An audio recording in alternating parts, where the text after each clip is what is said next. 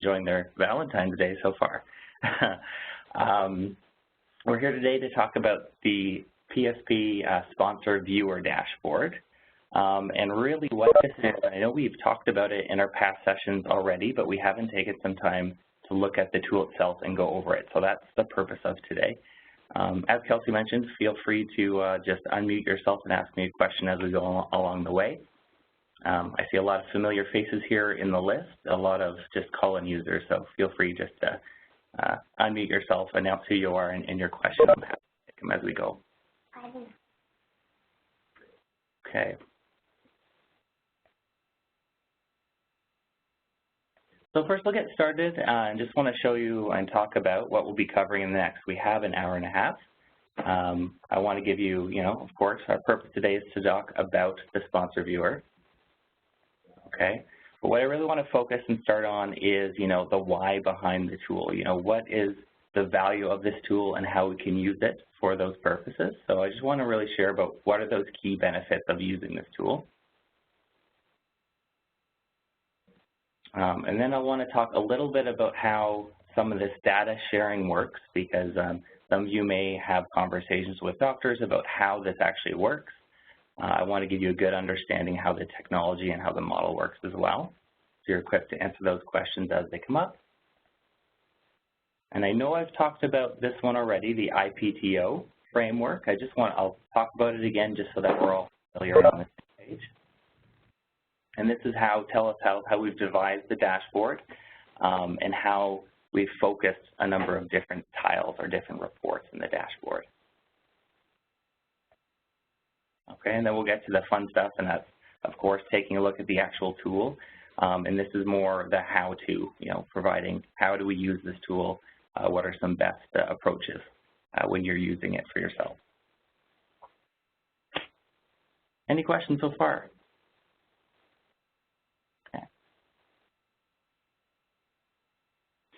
Okay, so about the tool itself, building upon these PSP dashboards that we have in the EMR, the sponsor viewer is primarily a tool for you RSTs that gives you greater insight and visibility into the work that you're doing with physicians and how the work is going for them as well.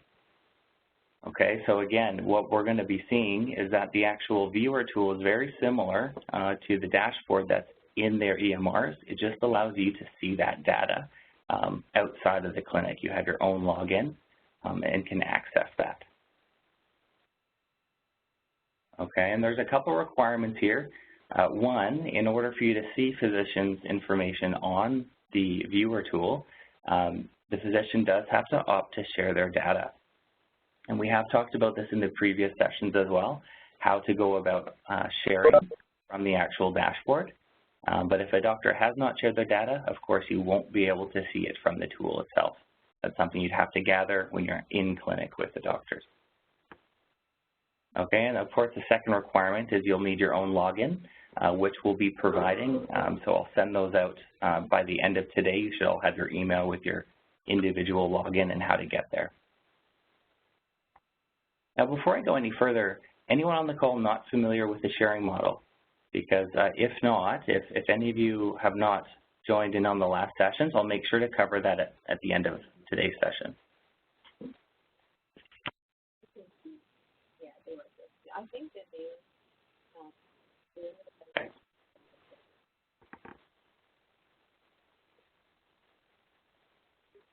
Okay. Now before I hop into this key benefits, I just want to mention that, from personal experience, for me, I've done a lot of in-clinic training, a lot of in-clinic consulting in the past. And I know from my history back in the MedAccess, when I just worked with MedAccess EMR before Wolf and the other Telus Health EMRs, I used to spend about 1 to 2 hours of prep time before I would visit a doctor. And that would be, comprised of sitting down and running reports and finding out where the physician is with their data. And, what it did, it really prepared me to come into the clinic with some meaningful conversation. It really prepared me to have some insight that maybe we didn't have before we sat down. So it just helped us focus our time. And, I sometimes reflect on, the work that you do as RSTs. From my perspective, you know, I understand those challenges of, you know, sitting down with a physician and really trying to focus and give them value for the time that you're with them. And so I really believe that this tool can equip you with that information, because I know for me it's been really, really valuable.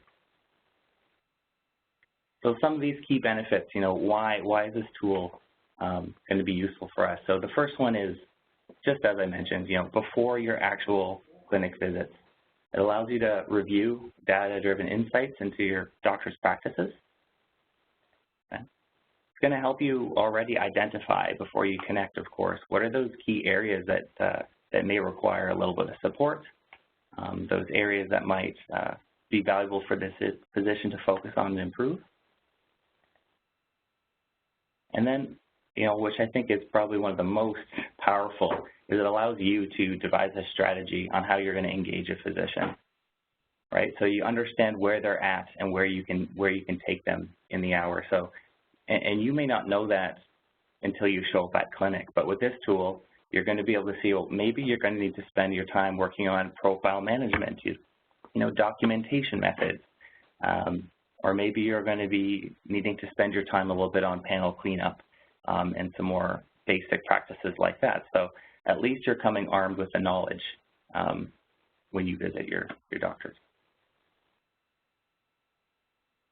Now the next set of key benefits are in clinic. Okay, so of course you can come armed with that data and of course share your insights and your analysis that you've been able to do beforehand. Okay, and that's going to build credibility with your doctors and those that you're working with. And it's also really efficient for time investment. So a lot of those times that you may have to sit down and run reports with the physician or at the clinic, you're able to do that ahead of time and be more efficient with your time. All right. Also, insight into practice composition. So what is the environment like at the clinic, and identify their needs. Okay, so this may be one simple example. Maybe you're noticing that at this particular doctor's office, they've got a much higher prevalence or population of diabetic patients, and that may be something you want to consider on how, you know, their internal workflows or their internal processes are. Or vice versa, maybe I'll just type in.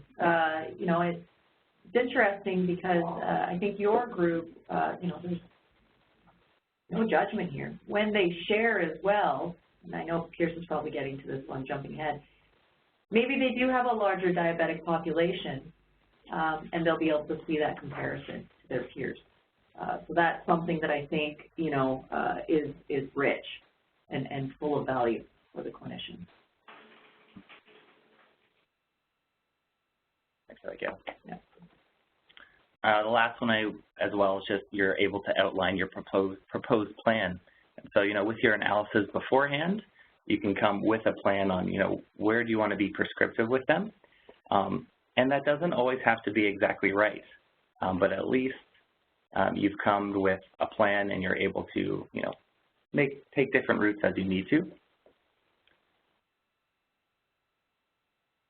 And then the last set of key benefits, again, is, you know, not just before your visits, not just during your visits, but for the overall program that we're all a part of. Okay, so using this tool, sharing data, it demonstrates how ongoing work is leading to quality improvement with our physicians and those who are participating. We're actually able to track how are things going as a whole, how are things improving, where are our challenges. Okay, we're also able to see the participant average. So we're able to see how's it going on average for all of our doctors who are participating. And I put provincial/participant because right now this is a pilot in BC, but for everyone that's participating, we're able to see what that average is. Okay, and also being able to use these data-driven insights to help the overall program, you know, to focus on activities and improve, find areas that we may improve upon to better support physicians. Any questions so far? Okay. in that case, I'll hop next to the actual data sharing model. Actually, Pierce, before you go there, maybe I'm keen to just hear a little bit more from the RSTs, and bear with me because I am new to the group. But I'm curious to know, is that, looking at it from a before you engage the clinic, during, and then after, are those kind of processes that many of you already, follow?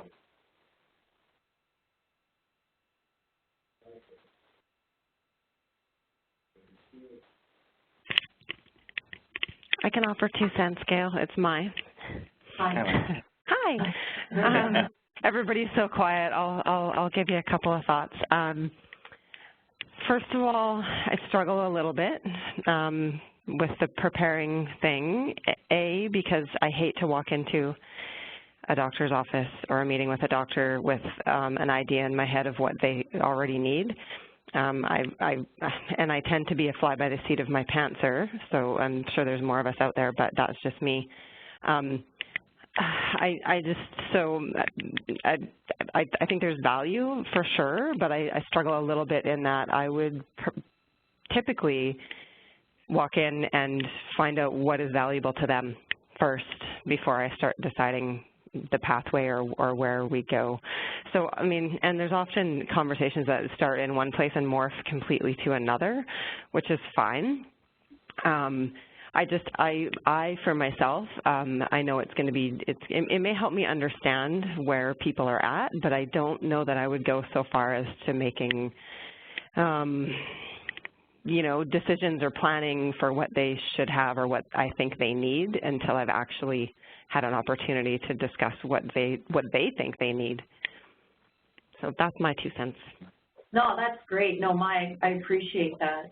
So, so you're saying then from a planning perspective, it's almost like we need even a point before then. It's almost like just that, getting to know the physician and getting to understand, their goals or, what they need.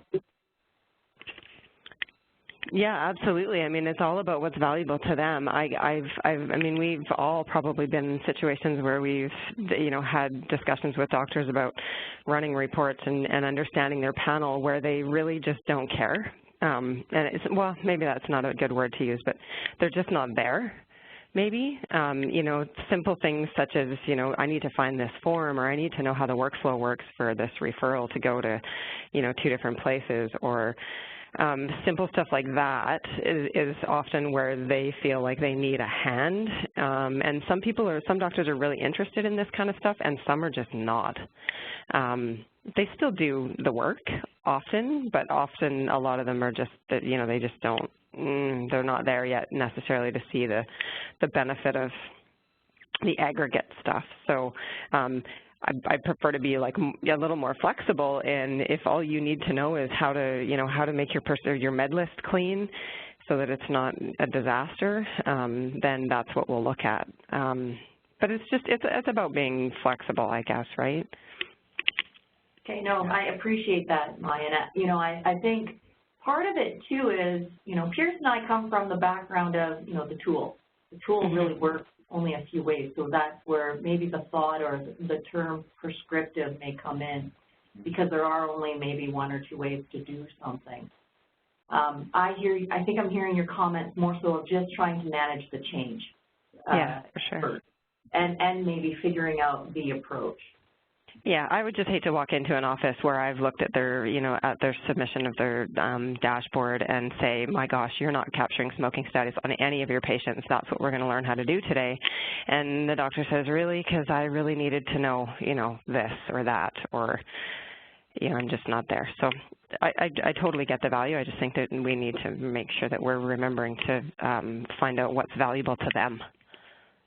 Fair.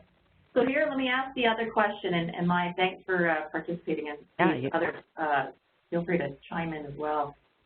In our experience, sometimes though, being able to offer, 1 or 2 starting points gets the conversation moving.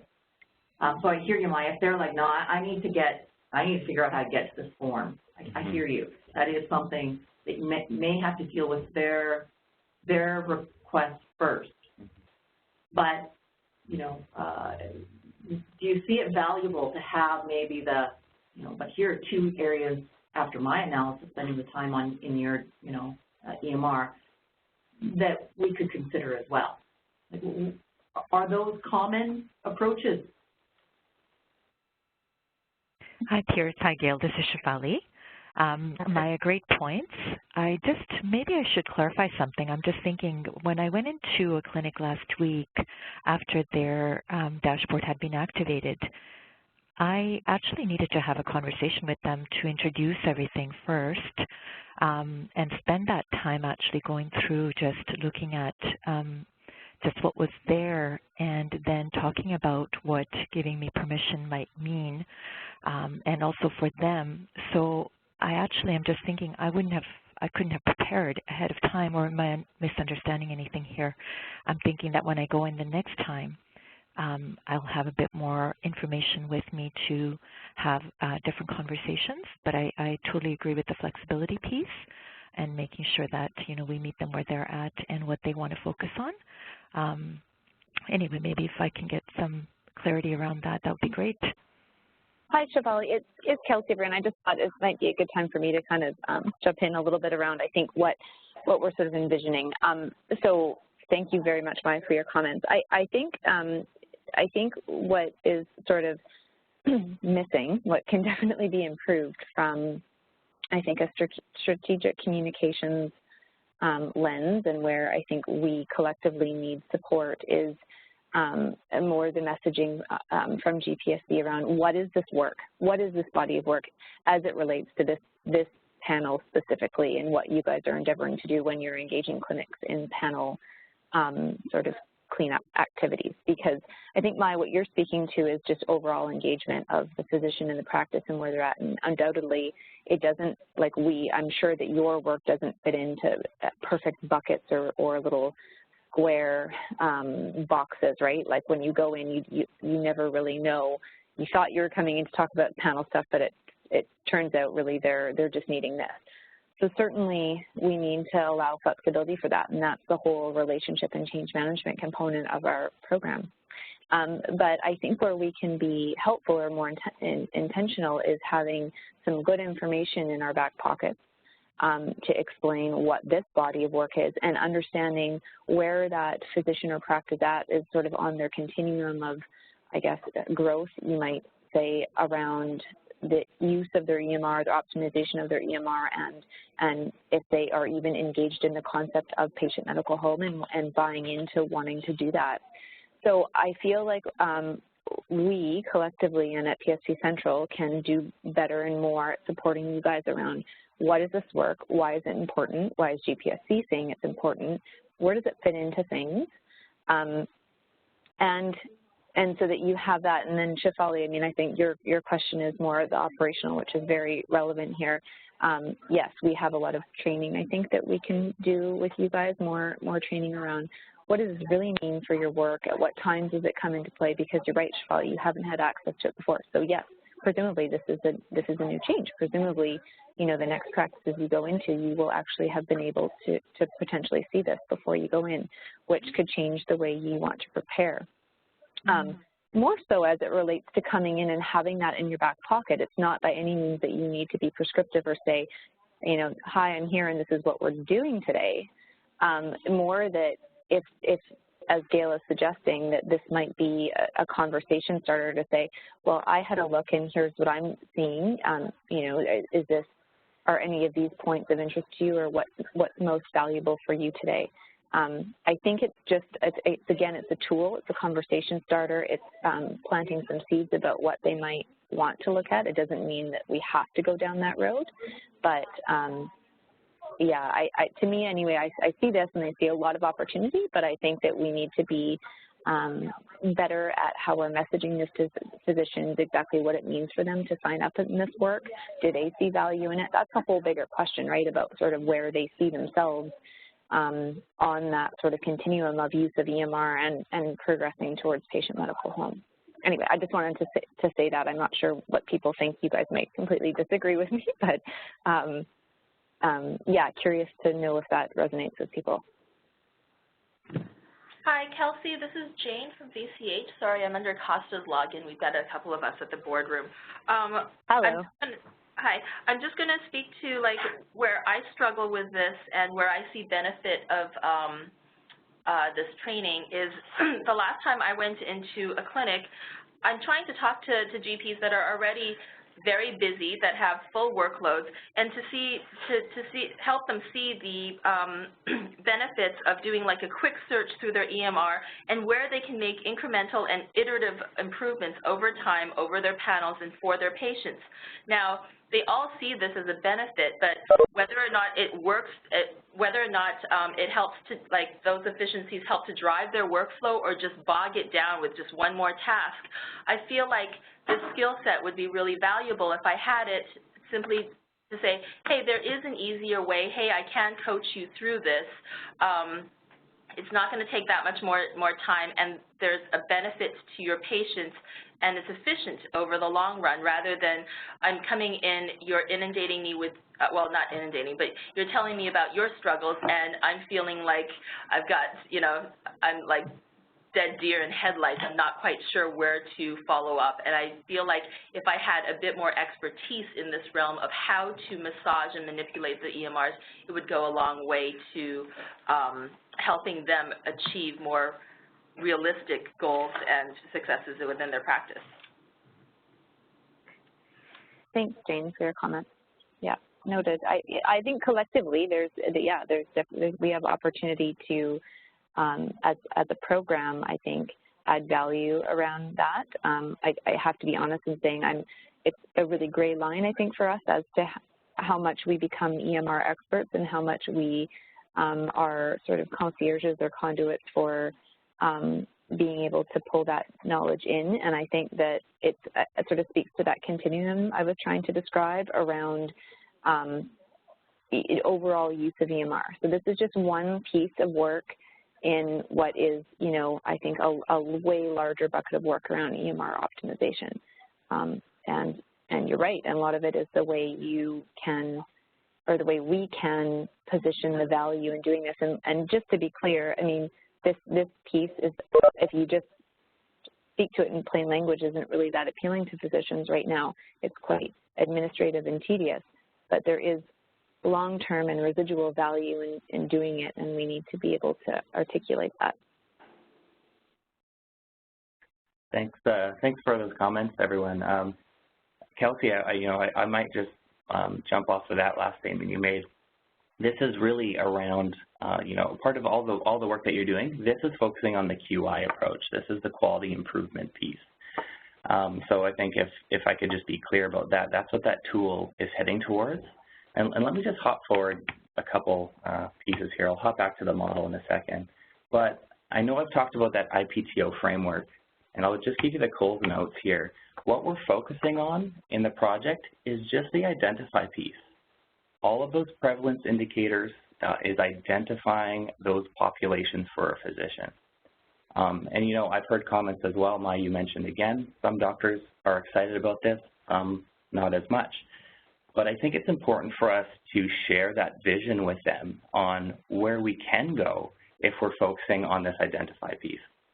If you're making sure that your panels are clean and accurate, you're documenting your patients with the correct ICD-9 code, there's a lot of things that open up to you in your practice and in your EMR. Things like being able to use guideline tools and being able to track the actual impact and health outcomes for your patients, being able to see, which patients we can recall and be proactive with. And these are all things that start coming down the pipeline that will actually make your workflows quicker, but it does take a little bit of work. I once had a doctor tell me that the panel cleanup is kind of like the exercise assessment that they give to a patient. No one likes to add more exercise to their week, but in the end, once they actually commit to some of these steps, they can actually see the value and the improved quality of life that comes from it. And that's not my analogy. A doctor shared that with me once, and it resonated with me quite a bit. You're going to have those situations where some doctors are not too excited about the identify stage. But if you can share that vision, I think that does go a long way. Maybe I'll pipe in and give 2 cents here.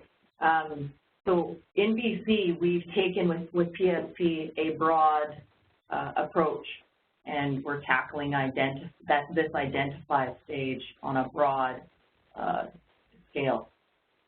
In other jurisdictions, we've worked specifically very narrow, looking at specific patient conditions. For example, COPD, diabetes, CAD, heart failure, a bunch of more.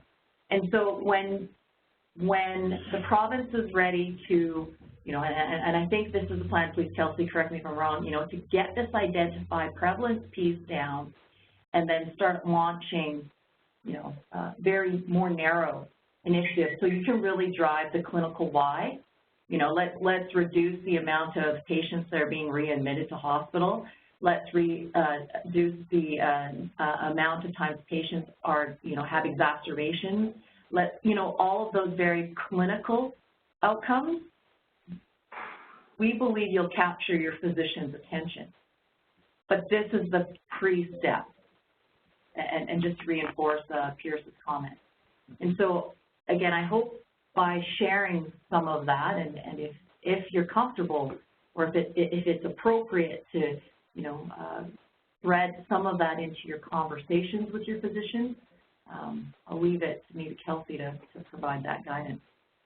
Yeah, thanks, Gail. I mean, and this is the piece I was speaking to around, I think it's like you guys are very much kind of on the hook to have these frontline conversations, so you need to be supported with the messaging around the why. And GPSC does have a vision and is, kind of has been intentional on why they want to do this work and why they're investing in this work.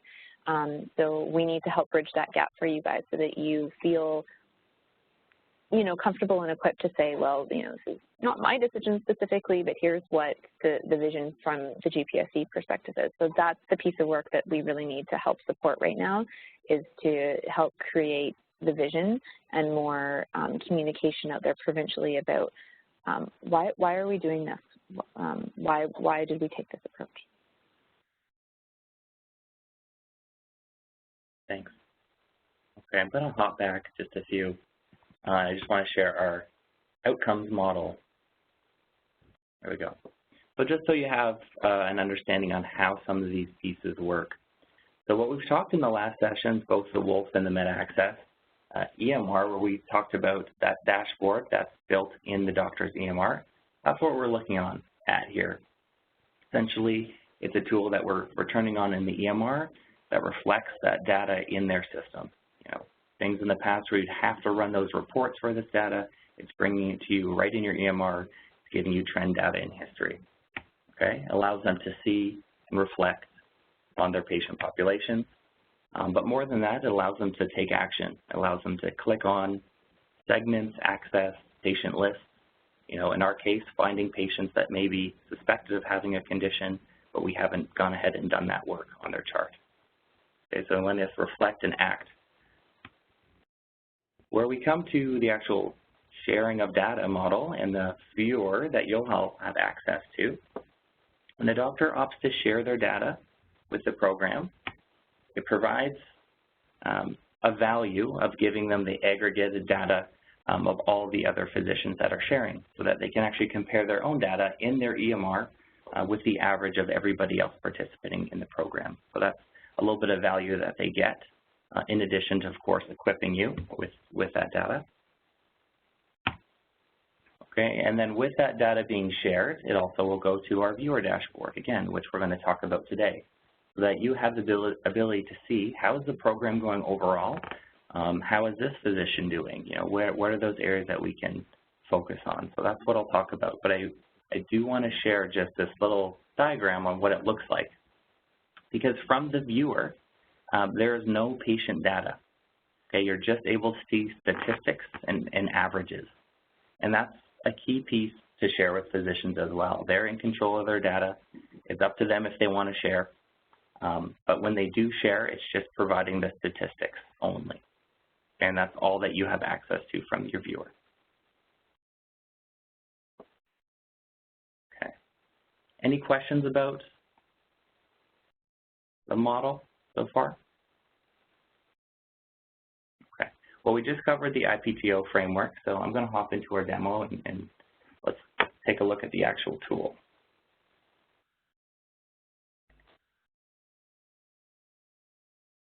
Okay. So again, we'll be emailing each of you your logins and information on how to get to the tool itself. But here's our login page. And first what I'm going to do is I'm going to show you the live version, but then I'm going to do the rest in our demo environment.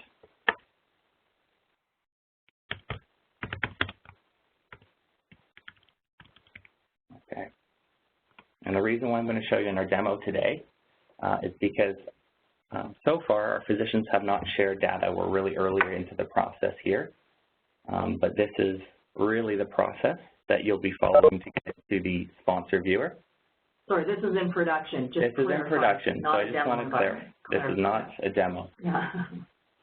Okay, so I just want to show you that's the reason why we'll be talking about demo today. But this is a space that you will be able to log into. Okay.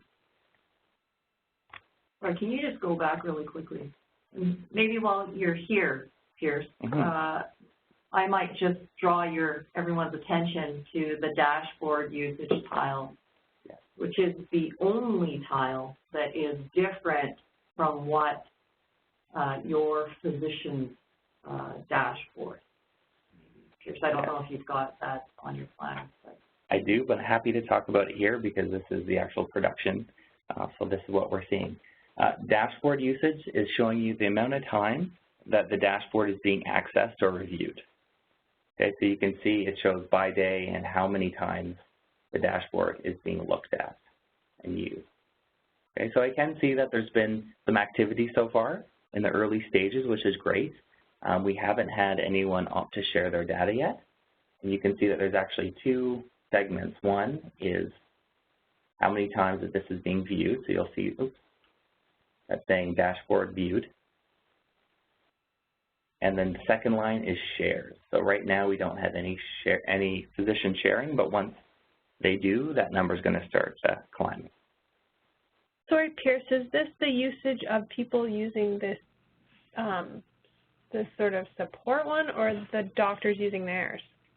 This is the doctors actually accessing their dashboard, so we can see how that's being used. And views are defined as like refreshes, if I could.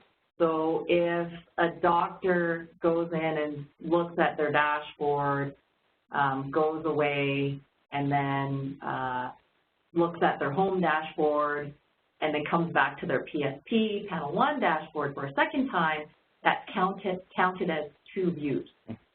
So just so that we can just be clear on what that means. That's right. So you can see, again, we have 3 different dashboards for the PSP initiative. Clicking on yet another dashboard is going to be treated as another view. Hi, this is Merlin. Can you, the dashboard usage, are you going to be able to say if it's the physician versus the MOA who's using the tool? Right now it's just showing by clinic, or sorry, I'll show you here. It's not going to show you by user is the short answer. It's just going to see, how many times it's being accessed.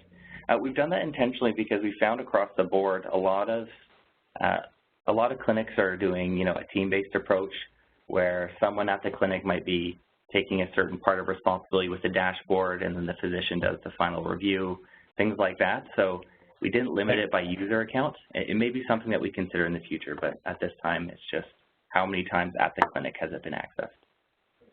Yeah, thanks for the question, Merlin. So let me hop over to our demo environment. You'll see it will look almost exactly the same. Okay, except we're actually going to see data in the system.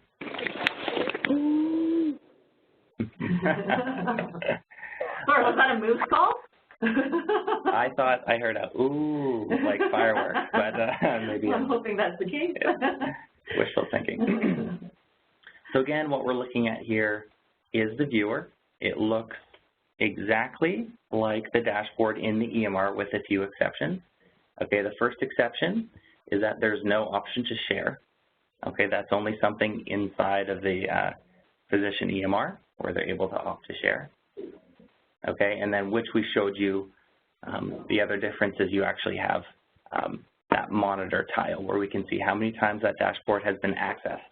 So that's in the actual production version. You're not going to see it in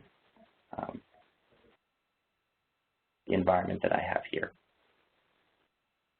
Okay, we also have the welcome tile. Everything else is the same. Help documentation is the same. So you really do have access to that messaging that's in the EMR.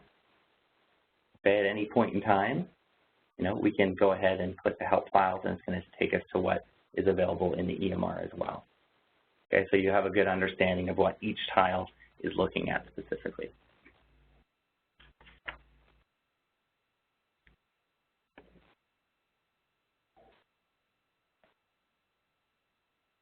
Okay, so just looking at what sorry, just so I'm clear, so we have these graphs, but we're not able to drill down to the report, right? We're not able to drill down and access the patient information.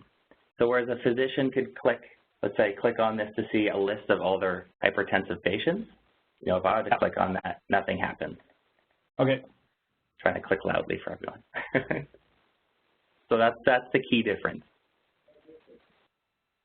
Okay, and when we're looking at it once we log in, I do just want to point out this little drop down in the top left, provider. We're looking at all providers who are sharing their data right now. Okay, so we're not looking at anyone specific. We're looking at totals of everyone who's participating and sharing. Okay, so if I was to look at this as their current pie view of, let's say, hypertension, you can see right now in my demo environment, I have one provider sharing that, and I have 24 in total. So if we had, 50 doctors sharing, we'd see 50, and then the actual number of the total. So let me just clarify as well. Pierce pointed out the provider all drop down at the top left-hand side. If we had 50 physicians sharing, and let me just follow up on the question on the line, you could find and search for the physician that you're about to go see for training number 2 and select his or her name from that drop down and view his or her statistics. So then from that perspective, you could do your prep, Pierce is going to show trending shortly, but, do all the trending, do your analysis, and then, create your plan prior to engagement. So I just wanted to make sure. We only have one physician sharing in this environment, so it's kind of boring in that respect, but that capability is there, and we really want to make sure the RSTs know that you will have that insight or that view. So I'll show you how this works. I'm just going to expand this just so we have a better view. I'm going to use hypertension as an example. Again, we're looking for all providers here. And one of the menu options here is maximize. So when I click on that, we're going to look at going to expand and take up our whole screen. And what we talked about in the EMR we can also do here. We can trend that. So if I click show trend here, okay, and again, I will apologize for the data in our demo. It doesn't look like what it would look like in clinic. But you can see those two segments. It's showing me all our hypertensive patients across the board, plus we're looking for all non-hypertensive. Okay, so you can see those stacked together. We can always right-click. Okay, and you can hide series, so I can either remove other patients if we just want to look at the hypertensive. And again, it's showing us how many providers and the total. Okay.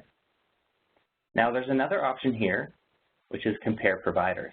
And you'll see when I click this, okay, so I right-clicked on the segment and I said compare providers.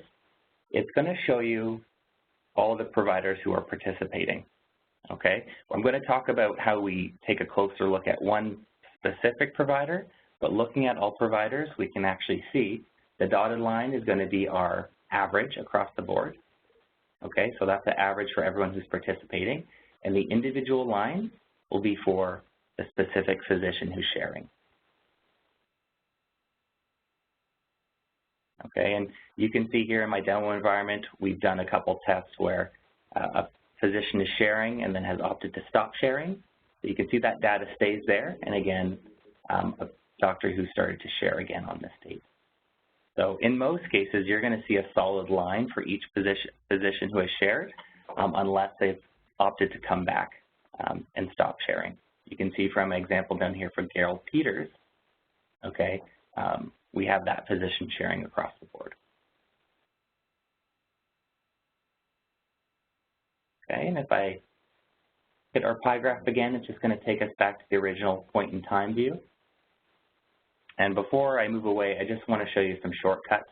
If you just want to look at one segment, you can right-click there and go directly to Show Trend. Okay, and that removes the other segments. So this just helps you quickly drill down to one individual metric and take a look at that. At any point in time, you can click and drag, okay, and it's going to zoom you into that point in the trend.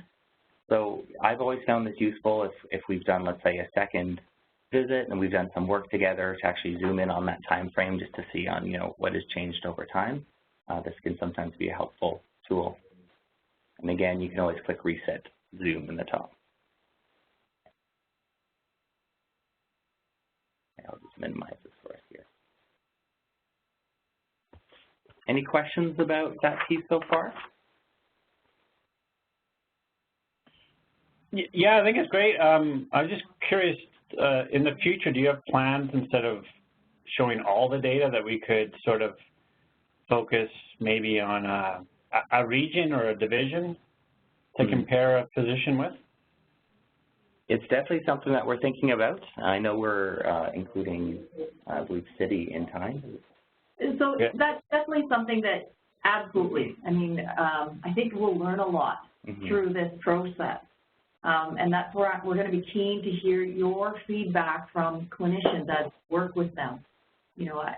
Kelsey and Pierce and I have, we assume there's value out there so that folks can see this by community and region. We still need to figure out how to position that, whether or not, because again, the regions are all not necessarily by city. So yes, absolutely, that's something on, our radar. And I think your comments will definitely help us shape that a bit more. Thanks for the comment. Yeah, I think that would be valuable. One last piece I want to talk about, the sharing or comparing providers. Again, I'm going to click on that. What we'd expect to see again in time is a lot of different physician lines here. And so if you're looking at, a macro view, let's look at everyone. You can see the outliers. You can identify, certain physicians that you may want to take a closer look at, or those that might need support, or maybe those that just need, a pat on the back for the work that they've done so far. I'm just going to use this one physician as an example. So I'm going to minimize this, and now instead of looking at all our providers and comparing the averages, let's drill down and take a look at one specific provider. And Gail, I know you mentioned this already. When I click on this, it's going to give you a list of all the doctors that are providing or sharing data, rather. And I'm going to go ahead and select Dr. Dante here. Once I do that, you see the page just did a little bit of a refresh, everything reloaded, and we're now looking at the data for that specific doctor. Okay, so this is exactly all the metrics and data that we're seeing here is exactly what the doctor is going to see in their EMR. Again, the only exception is we can't access patient lists. Okay, so you can take a closer look at what it actually looks like in their EMR. Again, you still have access to trend. Okay, so you can trend their data and see that over time.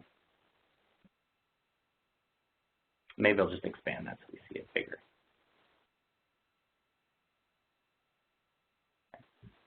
And I'll right-click on this, and again, you can still compare providers from here.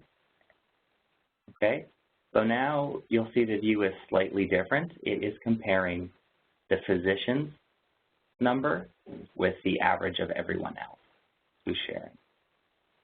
So it's a similar view. Before, what we did is we trended, let's look at the average for everyone, and then compare provider shows all the different doctors. But when we're looking at, we're filtering the dashboard by one specific doctor, it's just going to compare their data with the average.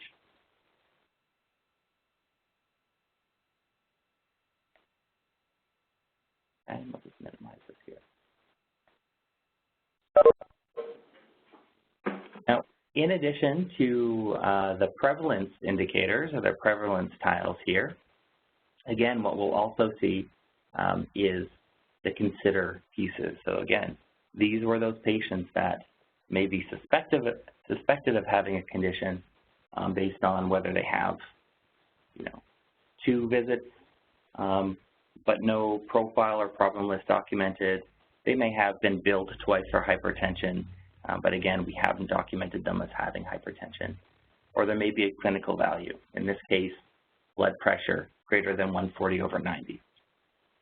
So again, we can see for that physician how many suspected are in their EMR. Okay, and one thing that's different from here, if you do find the trending view quite valuable, you can do that for these as well. Okay, so you can see if I hit trend, it'll show trend over time. So perhaps, yeah, absolutely. Hi, it's Jen Tongle. Sorry to interrupt. I was just wondering, can you please explain the actual peaks?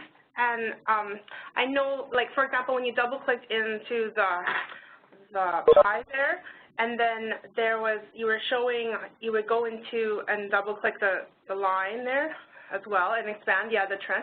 So when you actually expand on that point, so if you double-click on that, I believe, you'll show the actual spikes in that data for that physician, for that specific physician, correct? For that timeline. Yes. And I was just wondering, what is the actual peak representing? Yeah, absolutely. So what we were seeing before, and thanks for the question, Jennifer, it's when we were looking at all providers and we're seeing these peaks. This is something that is in our demo environment. I wouldn't expect you to see that in production, like these drastic peaks. Okay. Yeah, so I appreciate you bringing it up so I can clarify for the group. But these spikes that we're seeing are, on our side when we test this, we import data just to see the data change. So you may still see drastic, changes, but it will reflect or indicate work that's being done on a physician's EMR. Yeah. Okay, so currently that those spikes don't mean anything. Is that what you're saying, or that's the time it starts and stops for that physician, for that data that's shared? Sure, I'll expand it a little bit more. Again, we're looking at all providers, and I'll also just take a moment. These are stacked graphs, right? So it's stacking all of your patients that are not hypertensive on top of it. It's stacking with our hypertensive. Anytime that there's spike, it's meaning that there's changes are happening with that data in their EMR. So right. So is it aggregate data then at that point because they're stacked? Right now, we're looking at all providers, but it's the, sorry, one moment here. Maybe I'll clarify. The stacked is so that you can see that ratio. Yeah. Okay. The reason why we have stacked lines is so that you can still see that percentage. Does that make sense? Yeah, so that we're always looking at the 100%. Okay, so what we'll see in an actual database in the practice is not these spikes at all, but just a stacking of a comparison of the physicians within that clinic if we select all, right, for that trend? Yeah, that's right. These spikes here, it's because in our environment, we'll apply a number of different profile conditions. We'll actually document a number of charts, and then we'll remove them, and we'll see how that spike changes. But okay. Thank you. I appreciate that clarity. No problem, and I appreciate the question because, as I mentioned, the demo data that I have today is not, it's not a good example of what you'll see in clinic. But, something like this, if I was to see at this date we have a huge spike and I would expect it to be sustained, it indicates that a number of physicians at that time took a look and updated diagnoses on their charts, right? Because we're going to see that increase. Okay, thank you. Okay. Okay. So those are the main two differences, being able to transition between looking at all providers, so the whole program as a whole, how are we doing, where are areas that we can improve. But again, for those of you who are working with specific providers, how you can actually drill down and take a closer look at their specific data. Being able to trend, being able to see, how things have changed over time and over our plan and what we've worked together, and being able to see that data.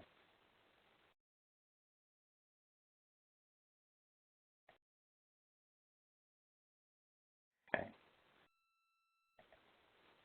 Now, I had talked about that usage tile already, but that was the last piece that I just want to reiterate, just being able to see over time how many times a dashboard is being accessed. And again, to Merlin's question, yes, you can look at that by physician, but again, this database doesn't have it just because we don't have anyone sharing. But again, yes, being able to see the actual reviews versus how many are sharing over time. And let me just hop back to my demo environment. Now the last piece, just to go over again, help files, documentation, those are all going to be available for you here if you have any questions about the specific criteria of a certain tile or prevalence indicator.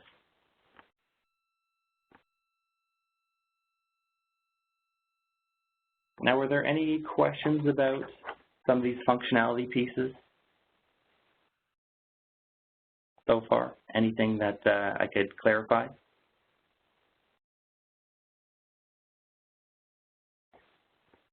One last thing I just want to circle back. I know, Shafali, you had made a comment about going into your actual visits with the doctor for the first time.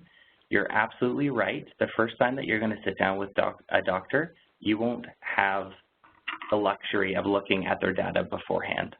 So that first sit down is a chance for you to share the tool, give them an orientation, and give them, share that why behind what that data sharing model means. Their ability to share that data is also going to equip you with your ongoing work. So what I suspect for most of you, in most of the cases, you'll probably have this data after your first visit with the doctor once they've had a chance to actually share. Thank you. I know we'll be keen to follow. Sorry, I know we'll be keen to follow up with you all leading up to kind of once people have training 2 potentially lined up. We'll be keen to hear feedback on how this may or may not have, enabled your conversation with the physicians as well. Here's one of the things I wanted to just mention when I did go in to meet with a couple of physicians last week and introduce this. There were some places where I actually ended up coming back with some questions, and I was going to actually connect with you on it, but maybe if I can ask you now, if that's okay? Yeah, absolutely. So when we were looking at, for example, things like polypharmacy,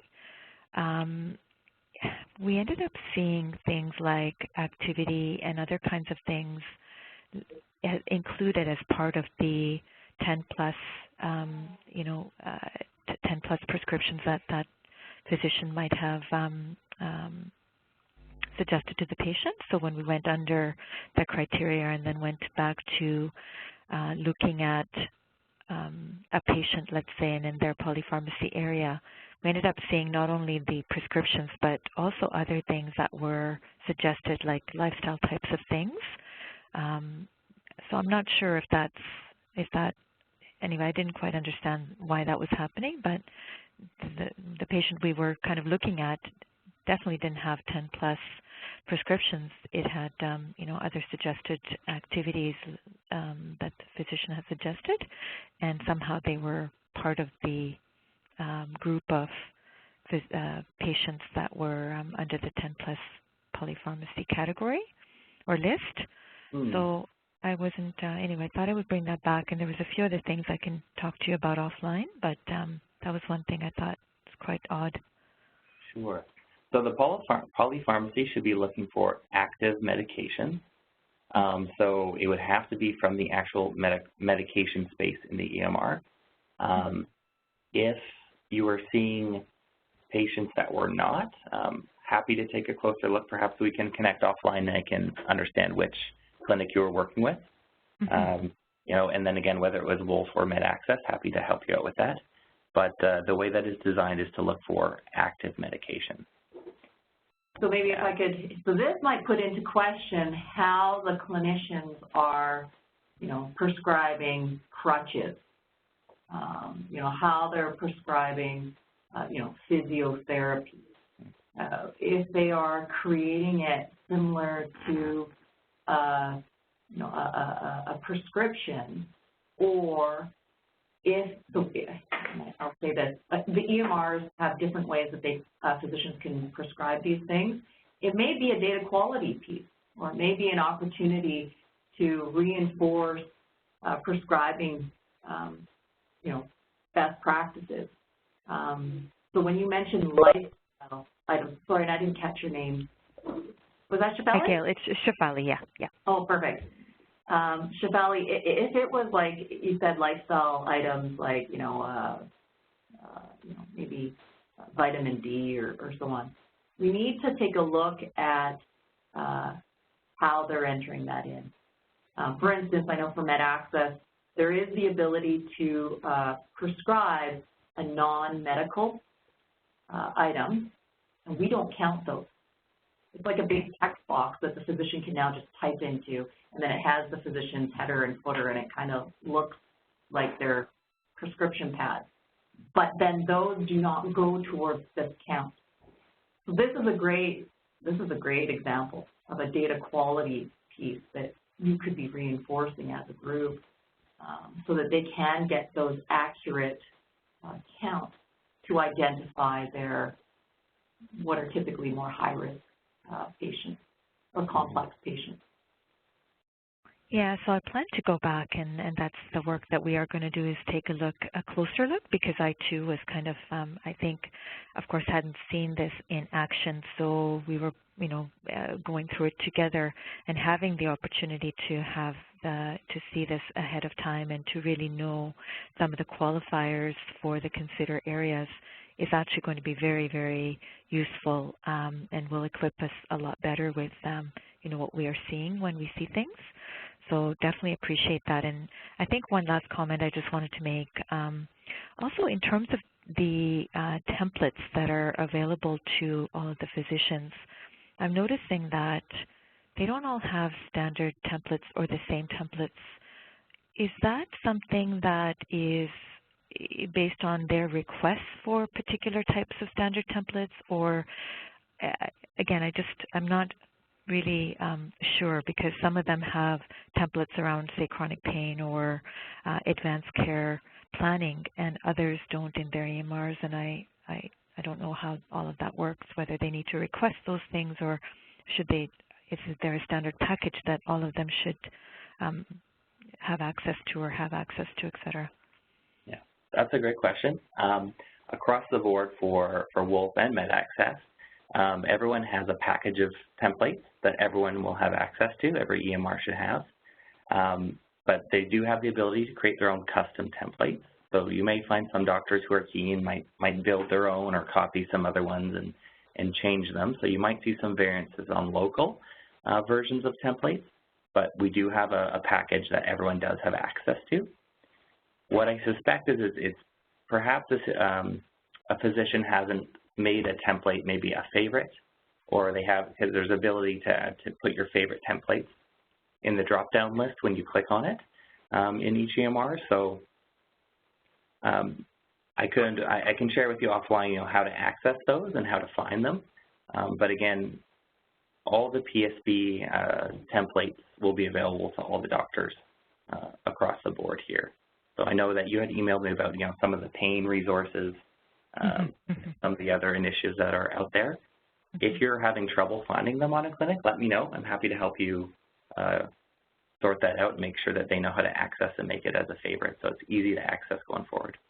Excellent, and I'm just thinking the reason I'm bringing that forward is because my assumption is that having them as favorite and the way that they're documenting then will link into the data that's actually pulled out into the dashboard for particular conditions, I'm assuming. So I think it's important to make sure that they are utilizing them and documenting the information in the correct areas so that the data that is generated is actually accurate. You're actually, I feel like, a step ahead of us, Shefali. That's great. I love the fact that you're thinking of this.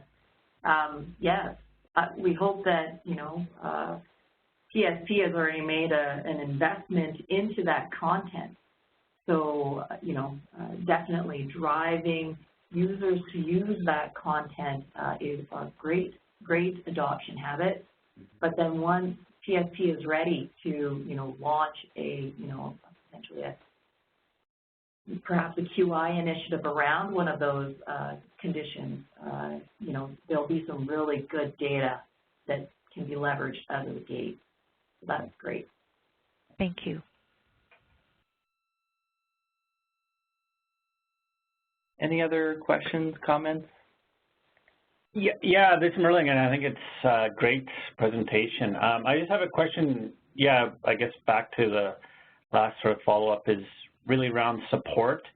So I've only run this once, and it was with my peer champion, so he's really able to, I guess, dig in there with all the report writing to see what was pulling up and confirm which templates he should be using or back and forth, and then got in that area where smoking, and it looked like he was pulling out 10 different templates. So if I go to a clinic that isn't as strong as this, and I'm only partially okay navigating med access, is support, like you're the best contact, Pierce, or are we able to phone just a support help desk for med access to move us through, or how would you like to work in the pilot? I'll say in the pilot, please reach out to me directly. I'm happy to support you in any way that I can. If there's anything that you need, just feel free to reach out to me. Maybe let me just clarify. So Merlin, when it comes to your understanding and learning, please lean on Pierce. That's why he's here. If your physician believes or is concerned that something's not working or something is broken or, you know, there's confusion from his or her side, they are always welcome to contact our general support team. So I get that. I guess, like, say it was diabetes, I think I'd be comfortable enough to walk them through to make sure they're using the correct templates and coding, but I just know that when we looked at, say, smoking, of what field it was looking for, there was quite a number of different templates. And then to start looking there versus what maybe a physician is currently using, it was beyond sort of my area of coaching, so I didn't know if that was just something to work directly with this physician and the help desk of which template they should be trying to use as they capture that information, or?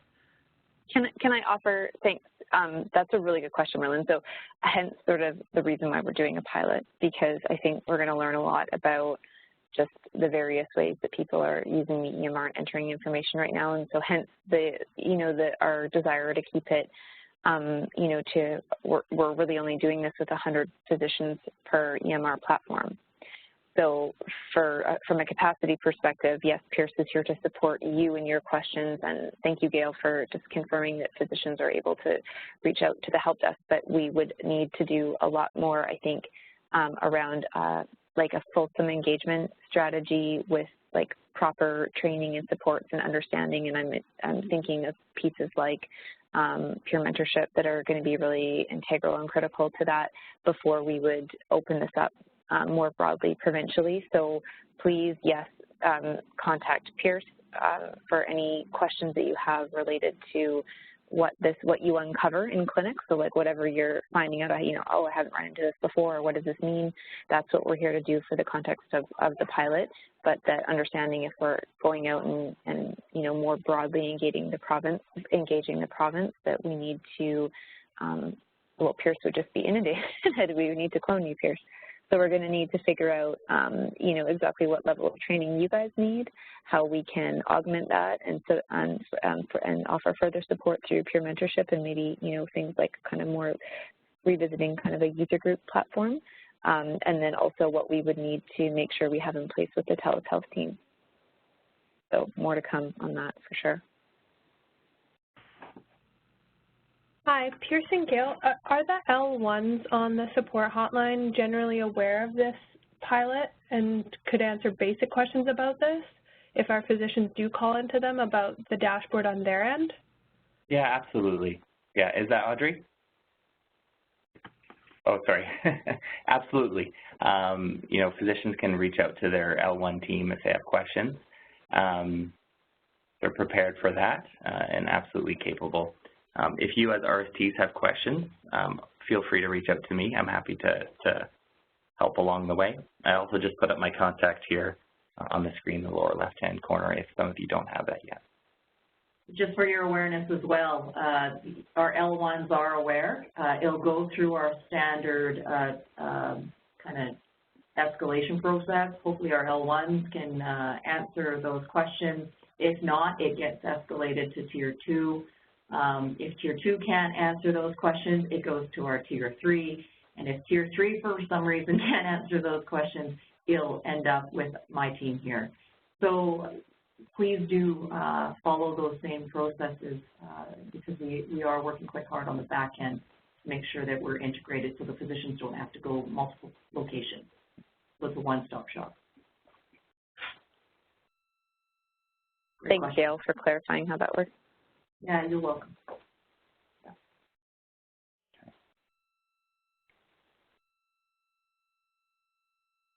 Any other questions at all, or? I don't have anything on the chat line, Pierce, right now. Okay, perfect. I was wondering if we, just because it was top of mind for me, we had a good question from one of the folks in Interior this week on email. I'm not sure if you, or last week, sorry. I'm not sure if you recall it, Pierce, but it was just a question about, it's really clarifying that selection on, I'm wondering if we can go back to sort of the opt-in tile, the wording on that, and just talk about just the definition of sharing like today versus sharing from earliest and what that means in terms of how you will see the information. Yeah, absolutely. Is that okay? Thanks. Yeah, absolutely. I just wanted to go over that quickly before we wrap up. Yeah, for sure. Thanks, Kelsey. For those of you who haven't seen that sharing piece, what that looks like in clinic, what I have here is a demo clinic environment. Okay, so this is an example of a MedAccess clinic. Again, logging in, okay, to the EMR for physicians. They can access it by clicking the Outcomes button in the top right-hand corner, the little globe icon. For MedAccess? For MedAccess, yeah. That launches the dashboard itself, okay? And the sharing piece. Oh, it launched the computer logged in on the other side. Yes, this is multiple browsers, multiple things. Yeah, let me do that one more time here.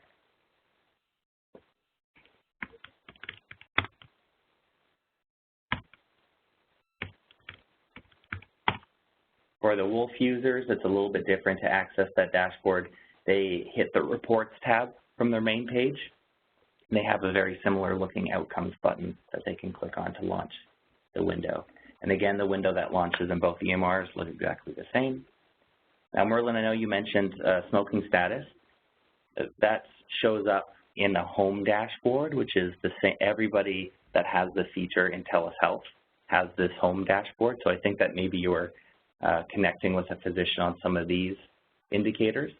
But the actual PSP dashboard are available either from the All Dashboards drop-down list, where they can click and access that, or if they're marked as a favorite, we can go ahead and just click it from the toolbar.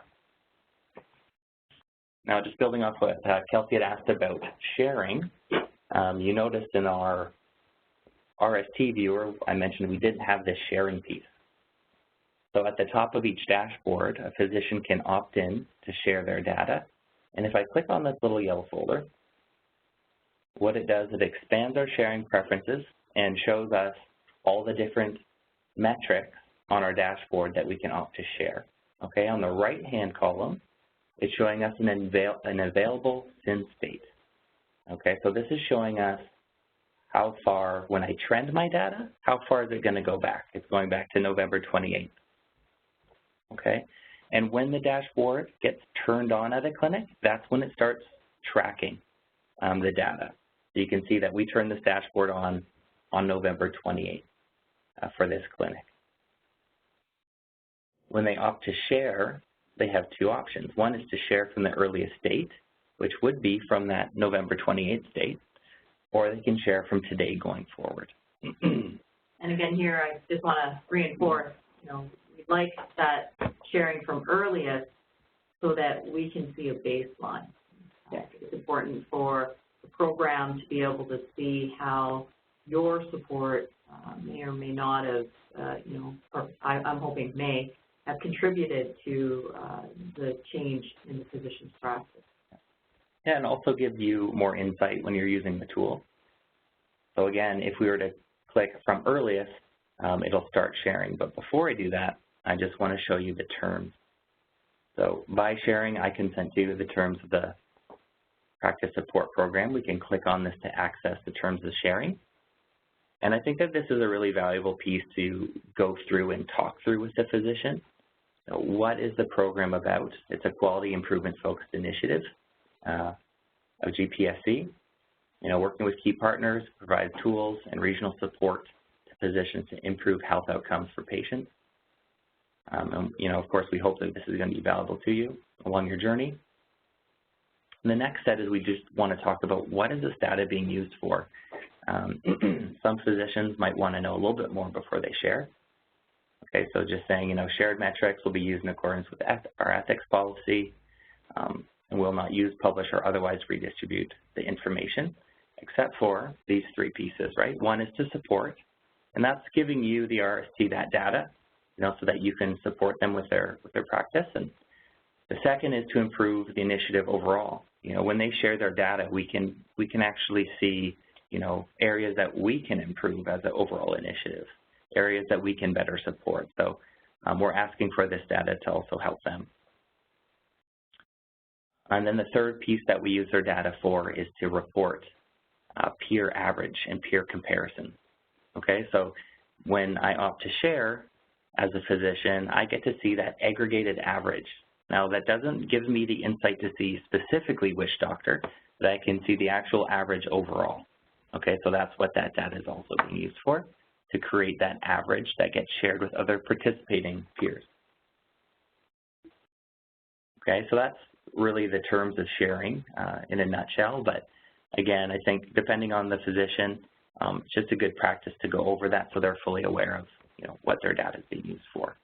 And to understand that this is not being used to monitor exactly how they're doing, but really just being able to see areas that we can improve and areas that we can support. So here I go, opt to share from earliest. And once I've done that, my little folder grays out in the top because there's no more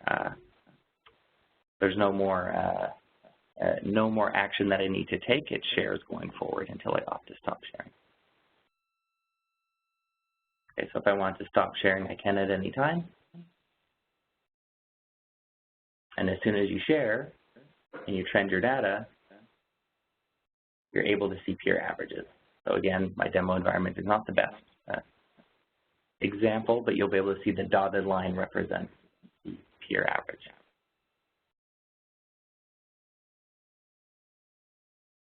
Any questions about that sharing piece? Thanks, Pierce. It's Kelsey. I just wanted to mention So we touched on that in the individual, like the training sessions for MedAccess, and well, that's just a little bit of a refresher reminder.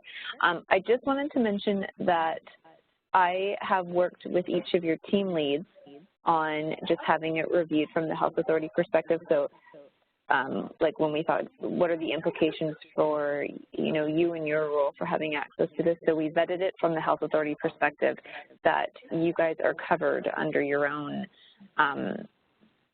policies around privacy and data sharing, so that in terms of the context of how we're using this information and the context of it being a viewer, you are safe, I guess, for lack of better words. So we have done that piece with your leads to make sure that this is appropriate to use if the physician consents to it.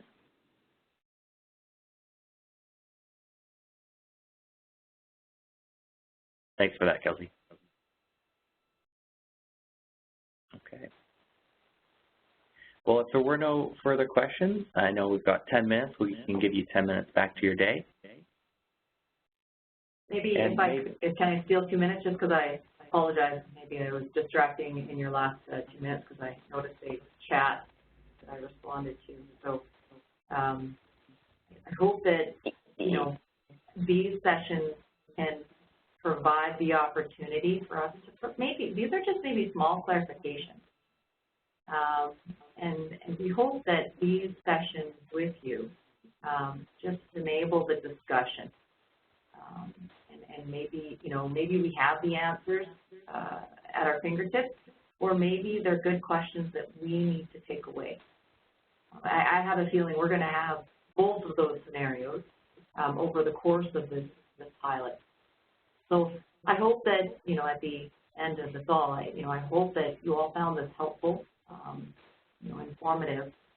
But I'm also keen as well to understand, you know, where are some of the gaps and where can we, you know, maybe plan our time better if needed. So those are things that, you know, again, please feel free to send those comments here, as we will be reviewing and, you know, trying to figure out where else we can support you. Mm-hmm. Thanks, Gail. So yeah, a couple things about some of the sort of tangible or logistical pieces. So we have some documentation that we'll be sharing with you shortly around more fulsome documentation around the evaluation of this. So we're developing a very short PARQ, for lack of a better word, that is optional. There's a few different options around sharing their data and how they would like to provide feedback around the context of the pilot, understanding that there is value for us as a program to know how this, you know, how these services and the tool has worked for them and how we could improve it if we are to spread this more broadly throughout the province. So stay tuned for that. The other piece around is more supporting you and how we're going to learn about this collectively and work through the questions is Pierce and I have been chatting about the idea of setting up a bi-weekly, really informal sort of learn and share that Erin Picard will be sending a request for a reoccurring meeting. So that will just be some dedicated space, some drop-in time for you guys to come to Pierce and I for the questions that you're getting or how this is working, anything. It's really informal. You'll be able to send questions ahead of time, or if there's specific agenda items we need to have, we can always notify you in advance, but really just to have some dedicated touch time to all get together and talk about how this is working. So just those two pieces to be on the lookout for. So the meeting request for the learn and shares, and also some additional documentation for you about what exactly is this, what does this sharing mean, the evaluation we'll be doing at PSP Central around the pilot, and then also I'm calling it an FAQ/key messages for you to have in your back pocket around what is this does this mean, why is GPSC doing this work, why might a physician want to partake, what are the data sharing implications, all those things that we know that you're going to run up against, but we'll also need your feedback to evolve that kind of documentation to make sure it's properly addressing the questions that you're getting. So I really look forward to your feedback on how it's actually working for you guys out there.